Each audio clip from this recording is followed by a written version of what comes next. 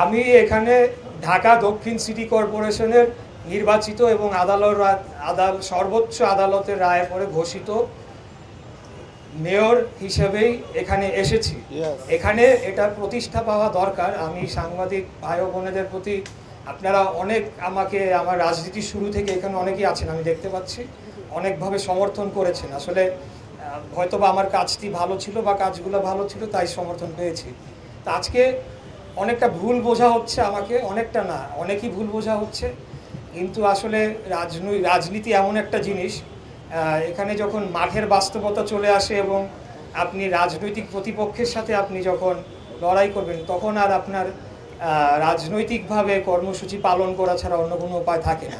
Mona Lisa heavy flow 15 piece প্যাকেটের সাথে 8 পিসের একটি প্যাকেট একদম ফ্রি। যার কারণে কিছু জনদুর্ভোগ সৃষ্টি হয়েছে। অনেকের কাছে হয়তোবা মনে হতে পারে, বিশেষ করে যারা আমাকে একটু ভালো করে চেনে তারা প্রথমে একটু অবাকই হয়েছে যে আমি এত দৃঢ় কেন হচ্ছি এই সামান্য একটা মেয়র পদ, যেটার মেয়াদও হয়তো বেশি দিন নাই যেভাবে বলা হচ্ছিল। কিন্তু এখানে আপনারা পরবর্তীতে লক্ষ্য করেছেন যে there was a greater story behind the whole যেটা হয়েছে আমার সাথে। তো সেখানে আমি মনে করি বর্তমান অন্তর্বর্তীকালীন সরকারের যে উপদেষ্টা পরিষদ, তারা তাদের নিরপেক্ষতা হারিয়েছে এবং এই উপদেষ্টা পরিষদ বহাল থাকা অবস্থায় কোনোভাবেই একটা কাঙ্ক্ষিত গ্রহণযোগ্য নির্বাচন অনুষ্ঠিত হতে পারে না। এই বিষয়টা সরকার যত দ্রুত উপলব্ধি করতে পারবে, আমি মনে করি যে এটা সকলের জন্যই মঙ্গলজনক হবে। আমরা কিন্তু তাদের শত্রুতা করছি না বা তাদেরকে হুমকি দান কোনো কিছুই না। আমরা খালি বলছি যে আপনারা রাজনীতি করবেন, তাহলে পদটি ছেড়ে দিয়ে আপনারা রাজনৈতিক দলে যোগ দিয়ে আপনাদের রাজনৈতিক কর্মকাণ্ড করুন। আমরা আপনাদেরকে স্বাগত জানিয়েছি। আমি বিশেষ করে নিজেও একজন, যদি বলেন তরুণ প্রজন্মের, সেই হিসাবে আমি তাদেরকে শুরু থেকেই সমর্থন করে এসেছি এবং আমি চেয়েছি এরকম একটা পার্টি দাঁড়াক। কারণ বয়স কম থাকা অবস্থায় রাজনীতি করতে গেলে যে বিড়ম্বনা বা সমস্যা ফেস করতে হয়, সেগুলো আমিও ফেস করেছি, তাই তাদের কষ্টটা আমি বুঝি। কিন্তু আমরা দেখলাম যে পরবর্তীতে নতুন বন্দোবস্ত নামে আসলে জাতিকে কোনো কিছুই দেওয়া হয় নাই।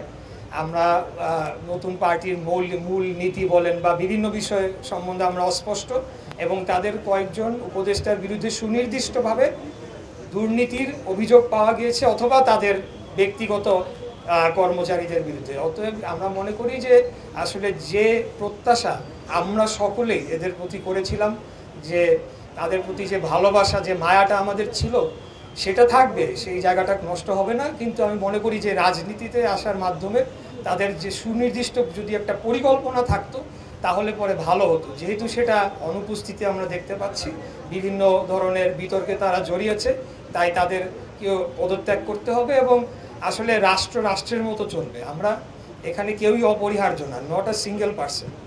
কারণ অতীতে আমরা এই বয়ান শুনেছি, হাসিনা গেলে কি হবে, হাসিনার পরিবর্তে কে চালাবে। তো আসলে রাষ্ট্র 18 কোটি 20 কোটি মানুষের এখানে জীবন জীবিকা নির্বাহের বিষয় রয়েছে। আমি মনে করি যে এখানে কেউই অপরিহার্য নয়।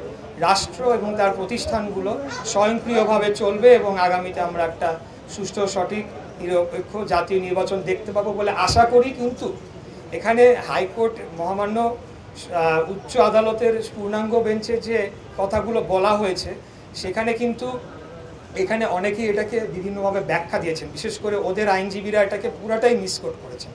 এখানে কিন্তু স্পষ্ট কোর্ট রুমেই বলা হয়েছে যে এই বিষয়টা এত দূর পর্যন্ত আসারই কথা না, এই বিষয়টা আরও নিচ থেকেই মানে শেষ হয়ে যাওয়ার কথা ছিল। কেন আইন মন্ত্রণালয়ের মতামতের চিঠি পাঠানো হলো, যাই হোক, আমি এত ডিটেলসে যাব না। তবে আমি মনে করি এই প্রক্রিয়ার মধ্যে দিয়ে আরেকটা সংস্কার, যেটা অত্যন্ত প্রয়োজন বাংলাদেশে, কিন্তু সেই বিষয়ে কেউ কথা বলছে না। সবাই যার যার মতো করে সংস্কার করে যার যার এজেন্ডা বাস্তবায়ন করছে। এই যে স্থানীয় সরকারের এতগুলো মেয়র, চেয়ারম্যান, উপজেলা চেয়ারম্যান, মেম্বার, অনেক জনপ্রতিনিধিরা রয়েছেন, তারা কি একটি মন্ত্রণালয়ে একজন নির্বাচিত এমপি যে মন্ত্রী হবে তার অধীনে দাসের মতো হয়ে থাকবে? আমরা ইতিপূর্বে রাজশাহী সিটি কর্পোরেশনে দেখেছি যে এক সচিবের খোঁচায় নির্বাচিত মেয়র বুলবুল সাহেবকে বরখাস্ত করে দেওয়া হলো। এরপরে আমরা গাজীপুর সিটি কর্পোরেশনে দেখেছি একদিনও ওনাকে বসতে দেওয়া হয় না। খুলনা সিটি কর্পোরেশনে যখন 13 সালে 5টা সিটি বিএনপি জিতে আসলো, আপনাদের হয়তো মনে আছে। তো এই বিষয়গুলোকে আমি মনে করি যে অ্যাড্রেস করা উচিত। আমরা স্থানীয় সরকারকে শক্তিশালী করতে চাই, কিন্তু স্থানীয় সরকার যদি সরকারেরই একটা মন্ত্রণালয়ের এক্সিকিউটিভ উইংয়ের আন্ডারে পড়ে যায়, তাহলে এটা কিভাবে স্থানীয় সরকার হলো, বা জনগণের ম্যান্ডেট এখানে আমি কিভাবে জাস্টিফাই করব? কারণ ওনারাও তো সরাসরি ভোটের মাধ্যমে তাদের স্থানীয় সরকার প্রতিনিধি নির্বাচিত করছে। তো এই সংস্কারগুলো নিয়ে কেন আজকে কথা বলা হচ্ছে না?